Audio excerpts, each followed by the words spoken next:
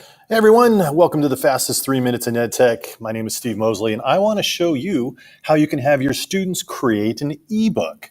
You might ask yourself, well, why would I want my students to create an ebook? Well, it gives the assignment a little bit more of permanence in that the students are writing a book. It actually gives the students a different kind of work ethic if they know they're working on a book that's going to be around rather than simply a Google Doc that they're writing a report or just a few slides that the teacher might look at and won't be used or looked at again after that.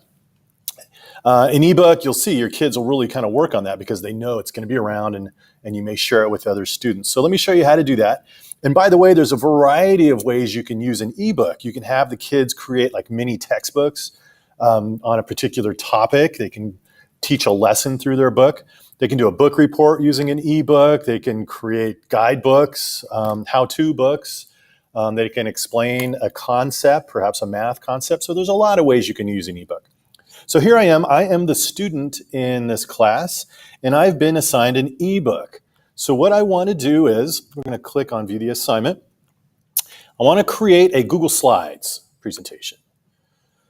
So we're going to create Google Slides, and I'll show you how we're going to make those Google Slides look more like an ebook.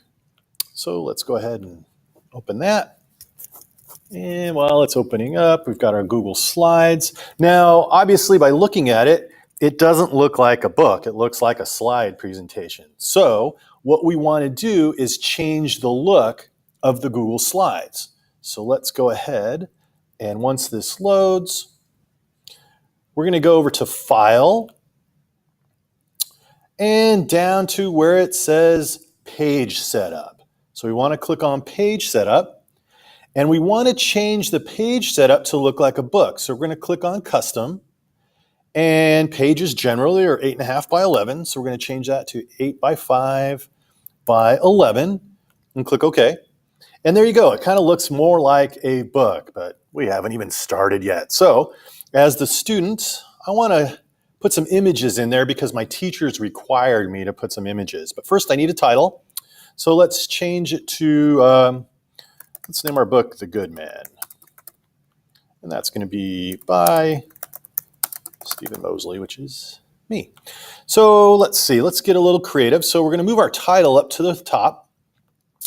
And we're going to put this down toward the bottom. Let's just move that. Oops, move that toward the bottom. And we want to put a picture for our cover. So we're going to click over here on the Explore tool down here in the lower right. And it's going to make it really easy for us to just slide over an image. So let's just pick, let's type for a man. And we're going to click on Image. And this looks like a good man. So we're going to slide it over for our cover. And we'll need to resize it to make it kind of fit on our book. So we're going to put that there. Let's resize this image a little bit smaller. For our purposes, we'll put it right there. There you go. So there's our cover. And if we so choose, we can change the theme of our book. So let's add a little something to it. So we'll change the theme. So there's our cover. Now, my teacher's asking me to start with chapter 1 at the top. And let's say, for the sake of time, I've added all this text in my story. And my teacher's asked that on the third page that I not only have text, but I put a picture in there as well. So let's create one more page. And let's see, let's delete that top here. And let's move our text box down a bit. There we go. And we'll kind of make that a little smaller. Now we want to put an image. So let's see. We want an image of where this man lives. So let's pick small town. He lives in a small town.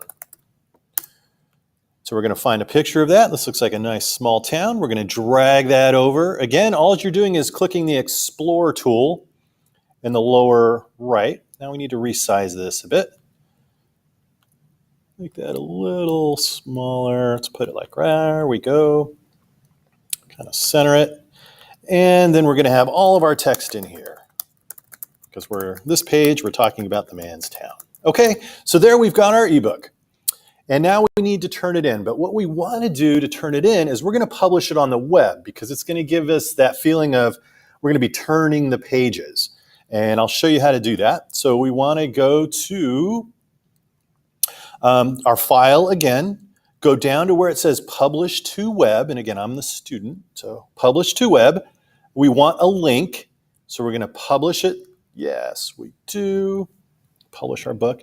And again, by publishing on the web, you can look at it, the student can look at it in the future, other students can look at it as well. So let's see. I had it here. We're going to copy our link because we want to turn that in too. And now let's go back to our assignment. Now we're not only going to turn in to our teacher our Google Slides, but we're also going to add the link to it. So we're going to click on link, and we're going to put our link here, and I'll show you why in just a moment. Add link. So again, our teacher's going to get our slides that we created and get a kind of book version of it too. And let's turn that in. So let's turn in. And while that's turning in, awesome. So let's take a look and see what it looks like from the teacher point of view. So let's see, we're going to view the assignment. Looks like someone's turned it in. Let's check it out. We're going to have 2 attachments. So first of all, we're going to have the slides version. So as the teacher, we're going to leave our comments, put our grade on the book, kind of look like a Google Slides presentation, but in a book format. So again, you can click on the different pages, add comments, private comments, and ultimately put their grade and return the manuscript. But also, the student has provided us with the link, so we can click on the link, and again, other students will be able to look at their book this way, and we want to turn the pages. So there's the book. If we want to just go page by page, we just simply click the arrow button, and we can read their book, and other students can read their book, or we can simply just play it like a slideshow. So again, putting it on the web kind of gives that idea like it looks like a book once it's finished. And we can slide or go through it, and we can share the link with other students and they can read it as well. Okay, hope this helps. Again, many possibilities for the use of an ebook, from study guides to how-to books to students explaining concepts. I hope this helps. Thank you for watching and have a good rest of the day.